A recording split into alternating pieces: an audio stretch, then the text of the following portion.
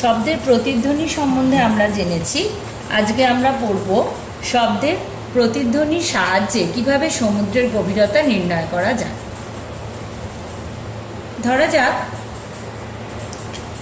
সমুদ্রের জলে শব্দের বেগ ভি। এখন সমুদ্রে ভাসমান কোনো জাহাজের নিচে এক প্রান্ত থেকে যদি একটা নির্দিষ্ট গভীরতায় কোনো বিস্ফোরক পদার্থ রাখা হয়, ধরা যাক এ হলো একটি বিস্ফোরক পদার্থ, এইচ ডিস্টেন্সে এইচ গভীরতায় একটা বিস্ফোরক পদার্থ রয়েছে এবং একই গভীরতায় অন্য প্রান্তে অর্থাৎ বি প্রান্তে একটা হাইড্রোফোন রয়েছে। হাইড্রোফোনটা কি? হাইড্রোফোন হচ্ছে একটা শব্দগ্রাহী যন্ত্র, শব্দকে গ্রহণ করতে পারে এরকম যন্ত্র। বিস্ফোরক পদার্থে যদি আগুন লাগিয়ে দেওয়া হয় এই প্রান্তে, তাহলে সেখানে একটা শব্দ হয় প্রচণ্ড জোর, এবং সেই শব্দ এই সরাসরি এডিবি পথে বি অংশে পৌঁছায়। আবার এসি পথেও জলের মধ্যে পৌঁছায় এবং সেখান থেকে প্রতিফলিত হয়ে আবার সিবি পথে বি বিন্দুতে ফিরে আসে। বি বিন্দু মানে যেখানে হাইড্রোফোন রাখা ছিল, এতে বিস্ফোরক, বিতে হাইড্রোফোন। তাহলে দুই পথে গেল, সরাসরি এডিবি পথেও যাচ্ছে, আবার জলের মধ্যে প্রতিফলিত হয়ে সিতে গিয়ে প্রতিফলিত হয়ে আবার আসছে। দুই ক্ষেত্রেই আমরা কতটা সময় লাগলো সেটা রেকর্ড করে রাখলাম। এডিবি পথে যাওয়ার জন্য T1, এসিবি পথে যাওয়ার জন্য ধরা যাক T2 সময় নেয়। তাহলে যদি ডিসি এই অংশের দূরত্ব বা এই ডি আর সি বিন্দুর মধ্যে দূরত্ব স্মল এইচ হয়, সেই স্মল এইচ সিডির মান কত হবে? বিডিসি একটি সমকোণী ত্রিভুজ। তা আমরা জানি সমকোণী ত্রিভুজের ক্ষেত্রে কি হয়, অতিভুজ স্কোয়ার সমান সমান ভূমি স্কোয়ার প্লাস লম্ব স্কোয়ার। অর্থাৎ এক্ষেত্রে দেখো H equals to CD equals to √CB square minus DD square. কারণ ফর্মুলাটা কি? অতিভুজ স্কোয়ার ইকুয়ালস টু লম্ব স্কোয়ার প্লাস ভূমি স্কোয়ার। এক্ষেত্রে অতিভুজ হলো সিবি, তাহলে সিবি স্কোয়ার ইকুয়ালস টু লেখা যেত CD square plus BD square. সেখান থেকে সাইড চেঞ্জ করে আমরা সিডির ভ্যালু নির্ণয় করতে পারলাম। সিডির ভ্যালু সিডি ইকুয়ালস টু, অর্থাৎ CB square equals to CD square plus BD square. সুতরাং সেখান থেকে আমরা লিখতে পারি CD square equals to CB square minus DB square বা বিডি স্কোয়ার। তাহলে সিডির ভ্যালু হচ্ছে √অফ CB square minus DB square. দেখো আমি সেটাই লিখেছি। এইচ এর ভ্যালু বা সিডির value equals to √CB square minus DB square. এখন সিবি হলো এই এসিবি, পুরো রাস্তাটা যেতে, পুরোটা পথ যেতে সময় লাগে T2। তাহলে সিবি এই রাস্তাটা যেতে, রাস্তাটার মান কত হবে, অর্থাৎ এর দূরত্ব কত হবে? এসিবির মোট দূরত্ব হবে VT2, ক্যাপিটাল VT2। তাহলে সিবি হবে কত? ডিভাইডেড বাই 2, তাই সিবি হচ্ছে হাফ VT2। সিমিলারলি ডি হলো এ আর বি এর মধ্যবিন্দু, তাহলে এডিবি পথ যেতে সময় লাগে T1। সুতরাং যেহেতু সমুদ্রের জলে শব্দের বেগ ভি, তাহলে এডিবি পথ এর মোট দূরত্ব হচ্ছে ভি টি1, তাহলে তার অর্ধেক অর্থাৎ ডিবি হলো হাফ ভি টি1। সুতরাং এখান থেকে আমরা সিডির ভ্যালু পাবো H equals to half into V square T two square minus T one square equals to V by two root over of T two square minus T one square. তাহলে সমুদ্রের গভীরতা কত হবে? ক্যাপিটাল এইচ প্লাস সিডির ভ্যালু, ধরে নিলাম সি বিন্দু অবধি আমি দূরত্ব মাপবো, তাহলে সমুদ্রের গভীরতা হবে এইচ, ক্যাপিটাল এইচ, যতটা নিচে বিস্ফোরক রাখা হয়েছিল, এবং সেখান থেকে তার লম্ব দূরত্ব অর্থাৎ এইচ এর ভ্যালু যেটা আমরা পাবো half into V into root over of T two square minus T one square. এইভাবে আমরা সমুদ্রের গভীরতা নির্ণয় করতে পারি। সিমিলারলি আমরা এরোপ্লেনের উচ্চতা, বায়ুতে শব্দের বেগ ইত্যাদিও নির্ণয় করতে পারি। শ্রুতিগোচর শব্দ, যখন কোনো পাখি ওড়ে আকাশে, তো পাখিটা তো ডানা ঝাপটে ওড়ে, কিন্তু তাই শব্দ আমরা শুনতে পাই না, কিন্তু কানের কাছে মশা ভন ভন করে উঠলে তার ডানার শব্দ আমরা শুনতে পাই। তো এই ধরনের পার্থক্য কেন দেখা যায়, তাই না? মানে কোন শব্দ আমরা শুনতে পাবো আর কোন শব্দই বা আমরা শুনতে পাবো না, সেটা কিভাবে তাহলে ডিসাইডেড হচ্ছে? আমরা তো জানি যে শব্দ উৎপন্ন হতে গেলে বস্তুর কম্পন প্রয়োজন। তাহলে মশার যখন কানের কাছে ঘুরছে তার শব্দ আমরা শুনতে পাচ্ছি, পাখির শব্দ কেন শুনতে পাচ্ছি? কিংবা আমাদের হার্টবিটের শব্দ, বুকের ভিতর যে হার্টবিট, সেই শব্দ আমরা শুনতে পাচ্ছি না। একটা এই স্কেলটাকে যে আমি এরমভাবে ঘোরাচ্ছি, এখানেও তো হাওয়ার কম্পন হচ্ছে, তাহলে তার শব্দ কি আমি শুনতে পাচ্ছি? শুনতে পাচ্ছি না। কেন তাহলে শুনতে পাচ্ছি না? তাহলে শব্দের কি কোনো শোনার জন্য কোনো নির্দিষ্ট মাপকাঠি রয়েছে যেটা অনুযায়ী আমরা শব্দটাকে শুনতে পাবো বা পাবো না? শব্দের কম্পাঙ্ক 20 হার্জ থেকে 20,000 হার্জের মধ্যে যখন থাকে তখন সেই শব্দ আমরা শুনতে পাই, তাকে আমরা বলি শ্রুতিগোচর বা অডিবল সাউন্ড। শব্দেতর শব্দ বা ইনফ্রাসোনিক সাউন্ড কাকে বলে না? যখন শব্দেতর শব্দ অর্থাৎ কম্পাঙ্ক যখন 20 হার্জের কম, সেই শব্দকে আমরা বলবো শব্দেতর শব্দ। যেমন গন্ডারেরা পরস্পরের মধ্যে যোগাযোগ বজায় রাখে 5 হার্জ বা তারও কম কম্পাঙ্কের শব্দের সাহায্যে। তিমি, হাতি এরাও শব্দেতর শব্দ উৎপন্ন করতে পারে। কিছু কিছু জন্তু জানোয়ার তারা নাকি ভূমিকম্পের আগেই সেটা টের পেয়ে যায়। ভূমিকম্পের ফলে খুবই নিম্ন কম্পাঙ্কের শব্দেতর শব্দ উৎপন্ন হয়।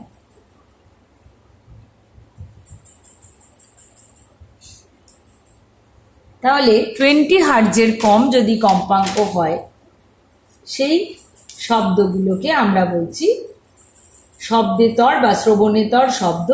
বিড়াল ও কুকুর এই শব্দ শুনতে পায়। গন্ডারেরা এই ধরনের শব্দের সাহায্যে যোগাযোগ রাখে।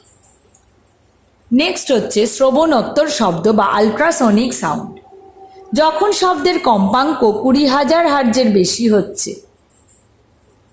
বাদুড়, তিমি, ডলফিন, 5 বছরের নিচের যে বাচ্চারা তারা এই ধরনের শব্দ শুনতে পায়। এবার আমরা জানব যে এই শ্রবণোত্তর শব্দকে কিভাবে কাজে লাগানো হয়। নাম্বার 1 হচ্ছে চিকিৎসা শাস্ত্রে আলট্রাসোনোগ্রাফি করতে। আমরা আলট্রাসোনোগ্রাফি শব্দটার সঙ্গে পরিচিত। বিভিন্ন শারীরিক বিভিন্ন সমস্যাতেই, যেমন গল ব্লাডার, কিডনি ইত্যাদির কোনো সমস্যা, কিংবা অ্যাপেন্ডিক্সাইটিস এর পেন, অথবা প্রেগনেন্সির সময় মাতৃগর্ভে ভ্রূণের অবস্থান নির্ণয় করা ইত্যাদি বিভিন্ন ক্ষেত্রে শ্রবণোত্তর তরঙ্গ ব্যবহৃত হয়। এই পদ্ধতিকে বলা হয় আল্ট্রাসোনোগ্রাফি। সমুদ্রের মাছের গতিবিধিও নির্ণয় করা যায় শ্রবণোত্তর শব্দের প্রয়োগে। জাহাজের ধ্বংসাবশেষ অনুসন্ধান করা যায়।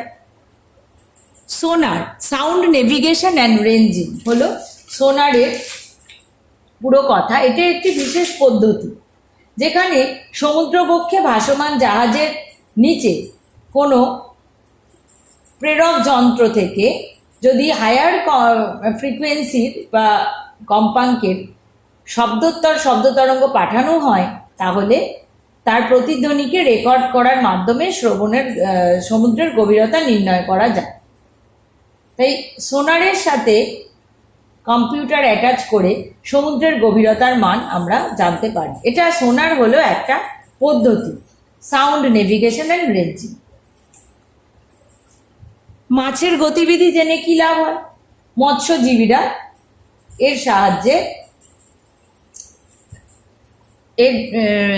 সাহায্যে মাছ ধরতে পারেন সহজে। লাস্ট হলো পানীয় জল, দুধ এবং খাদ্যবস্তুর জীবাণুও কিন্তু শ্রবণোত্তর শব্দ প্রয়োগ করে দূর করা সম্ভব হয়। এবার আমরা শব্দের বৈশিষ্ট্য বা ক্যারেক্টারিস্টিক্স অফ সাউন্ড নিয়ে ডিসকাস করব। প্রথমে একটু বিভিন্ন প্রকার শব্দের সম্বন্ধে আমরা জানি। যখন কেউ বসে সেতার বাজাচ্ছে বা বাঁশি বাজাচ্ছে বা হারমোনিয়াম বাজিয়ে গান করছে তখন সেই শব্দগুলো শুনতে আমাদের বেশ মধুর লাগে। অর্থাৎ বিভিন্ন বাদ্যযন্ত্র থেকে যে শব্দগুলো নিঃসৃত হয় সেই শব্দগুলোকে বলা হয় সুরযুক্ত শব্দ বা স্মৃতিমধুর শব্দ বা musical sound that creates music. কিন্তু কলকারখানার শব্দ, বাজ পড়া বা মেশিন চলার শব্দ এগুলো কিন্তু কানে শুনতে ভালো লাগে না, তাই এদের বলে সুরবর্জিত শব্দ বা নয়েজ। কিভাবে এদের পৃথকভাবে সৃষ্টি কী করে ব্যাখ্যা করবে না, শব্দ উৎসের নিয়মিত ও পর্যাবৃত্ত কম্পনের ফলে সুরযুক্ত শব্দ সৃষ্টি হয়, আর শব্দ উৎসের অনিয়মিত এবং অপর্যাবৃত্ত কম্পনের ফলে সুরবর্জিত শব্দ সৃষ্টি হয়। তাহলে উৎসের যে কম্পন, সেই কম্পনের প্রকৃতির তারতম্যের কারণে আমরা শব্দকে দুভাগে ভাগ করছি। একটি হলো শ্রুতিমধুর, অপরটি হলো সুরবর্জিত শব্দ বা নয়েজ। এখন সুরযুক্ত শব্দের বৈশিষ্ট্যগুলি কি কি? দেখো, প্রাবল্য। তবে প্রাবল্য হলো শব্দের বৈশিষ্ট্য, অর্থাৎ সুরযুক্ত শব্দেও এবং সুরবর্জিত শব্দ উভয় প্রকার শব্দের বৈশিষ্ট্যই হলো প্রাবল্য বা লাউডনেস। সুরযুক্ত শব্দের স্পেসিফিক্যালি দুটি বৈশিষ্ট্য আছে, একটি হলো তীক্ষ্ণতা বা পিচ, একটি হলো গুণ বা জাতি বা কোয়ালিটি। হোয়াট ইজ লাউডনেস বা প্রাবল্য কি? প্রাবল্য হলো কোনো শব্দ কতটা জোরালোভাবে কানে এসে পৌঁছায়। কি করে একে পরিমাপ করা হয়? দেখো, শব্দের গতিপথের সাথে লম্বভাবে অবস্থিত কোনো একক ক্ষেত্রফল, অর্থাৎ শব্দের গতিপথ তার সঙ্গে পারপেন্ডিকুলারলি অবস্থিত কোনো স্থান যার একক ক্ষেত্রফলের মধ্য দিয়ে প্রতি সেকেন্ডে যে পরিমাণ শব্দশক্তি প্রবাহিত হয় তার দ্বারাই প্রাবল্যকে মাপা হয়। এর একক কি? Bel. 1 bel equals to 10 decibel. আমরা বেল বা ডেসিবেল শব্দটার সঙ্গে বেশ পরিচিত। এই কালী পুজোর আসলেই তার আগেই টিভিতে বিভিন্ন জায়গায় আমরা ওই ডেসিবেল নিয়ে খুব চিৎকার শুনতে পাই যে এখানে হার্টের পেশেন্টরা আছে, এত ডেসিবেলের নিচে শব্দ তৈরি শব্দ যেন থাকে আর কি। 65 ডেসিবেল বা তার বেশি হলে শব্দ দূষণ ঘটে, এসব কথা আমরা বেশ শুনতে পাই।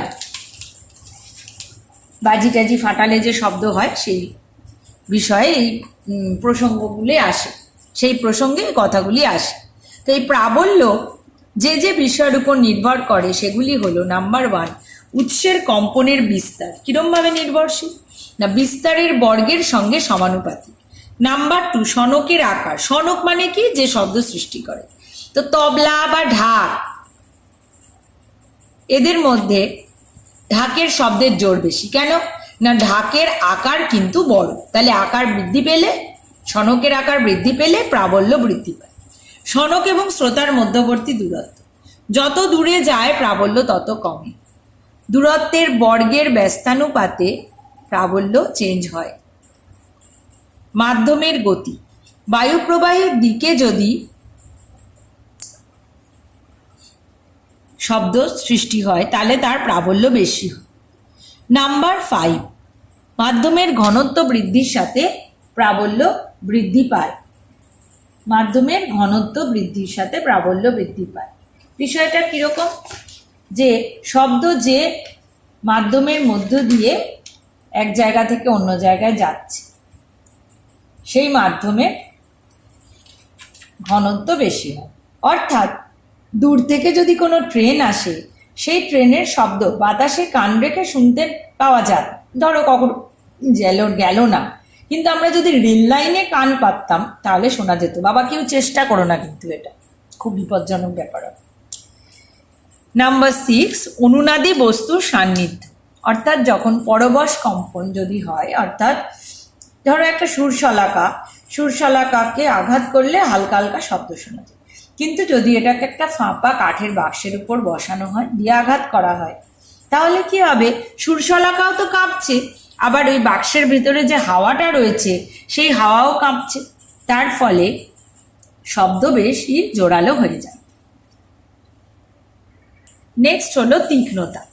তীক্ষ্ণতা কি বিষয়? যে পুরুষদের চেয়ে মহিলাদের গলার স্বর চড়া। কোন বিষয় দিয়ে এটাকে পৃথক করা যায়? কোন বৈশিষ্ট্য দিয়ে? তীক্ষ্ণতা হলো কিন্তু সুরযুক্ত শব্দের বৈশিষ্ট্য। সেই বৈশিষ্ট্যটা কি? তীক্ষ্ণতা। চড়ার সুর আর খাদের সুরকে পৃথক করা যায় এর সাহায্যে। কোনো কারুর গলা গম্ভীর, আবার কারুর গলা কিন্তু বেশ চড়া, অর্থাৎ কানে বেশ লাগে। তো কিসের উপর এই তীক্ষ্ণতা নির্ভর করে? একই প্রাবল্য কিন্তু তীক্ষ্ণতা আলাদা। কিভাবে হবে সেটা? বিভিন্ন কম্পাঙ্কের যদি শব্দ, অর্থাৎ কম্পাঙ্ক আর তীক্ষ্ণতা হলো একদমই লিনিয়ারলি প্রপোর্শনাল বা সমানুপাতিক। তীক্ষ্ণতা বাড়লে কম্পাঙ্ক বাড়ে এবং সুর চড়া হয়, তীক্ষ্ণতা কমলে কম্পাঙ্ক কম। লাস্ট, গুণ বা জাতি। তীব্রতা ও তীক্ষ্ণতা অভিন্ন হলেও তাদের আলাদা করা যাবে। সেতারের শব্দ, বেহালার শব্দ, হারমোনিয়াম শব্দ একই না। আমরা অন্য ঘরে বসে দিব্যি বলতে পারি পাশের ঘরে সেতার বাজছে, না বেহালা বাজছে, না হারমোনিয়াম বাজছে, নাকি মাউথ অর্গান বাজছে। কিভাবে সেটা করা যায়? সেই বৈশিষ্ট্যটির নামই হলো গুণ বা জাতি। অর্থাৎ সুরযুক্ত শব্দের যে বৈশিষ্ট্যের সাহায্যে বিভিন্ন শব্দ উৎস থেকে উৎপন্ন একই প্রাবল্য এবং একই তীক্ষ্ণতা বিশিষ্ট শব্দকে পৃথকভাবে চেনা যায়, তাকে শব্দের গুণ বা জাতি বলে। একই তীক্ষ্ণতা, একই প্রাবল্য, কিন্তু তারা বিভিন্ন উৎস থেকে সৃষ্টি। কিসের সাথে এটা চেঞ্জ হয়? শব্দ তরঙ্গের চেহারা বা তরঙ্গ রূপের উপর শব্দের জাতি নির্ভর করে। সুরযুক্ত শব্দে তরঙ্গ প্রকৃতি জটিল প্রকৃতির হয়, তাই তার বিভিন্ন সোর্স থেকে যখন সৃষ্টি হচ্ছে, সেতার, বেহালা বা হারমোনিয়াম, সেই বিভিন্ন সোর্স থেকে সৃষ্ট যে সুরযুক্ত শব্দ, তার তরঙ্গের চেহারাটা আলাদা রকম হয়। একে ইংলিশে আমরা ওয়েভ ফর্ম বলি। তাই বলা যায় যেদের গুণ বা জাতি হলো পৃথক।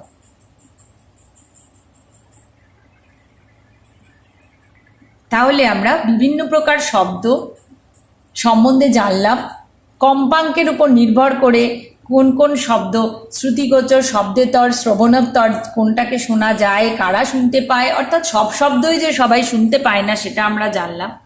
আবার শব্দের 3টে বৈশিষ্ট্য সম্বন্ধেও আমরা জানলাম: প্রাবল্য, তীক্ষ্ণতা এবং গুণ বা জাতি। আর সুরযুক্ত শব্দ এবং সুরবর্জিত শব্দ, অর্থাৎ কোনটা শুনতে ভালো লাগে কোনটাকে নয়েজ বলছি, কোনটাকে মিউজিক্যাল সাউন্ড বলছি, তার পার্থক্য সম্বন্ধেও আমরা ডিসকাস করলাম। এছাড়াও প্রতিধ্বনির সাহায্যে কিভাবে সমুদ্রের গভীরতা নির্ণয় করা যায় তার সম্বন্ধে ডিটেলে আলোচনা করব। Thank you.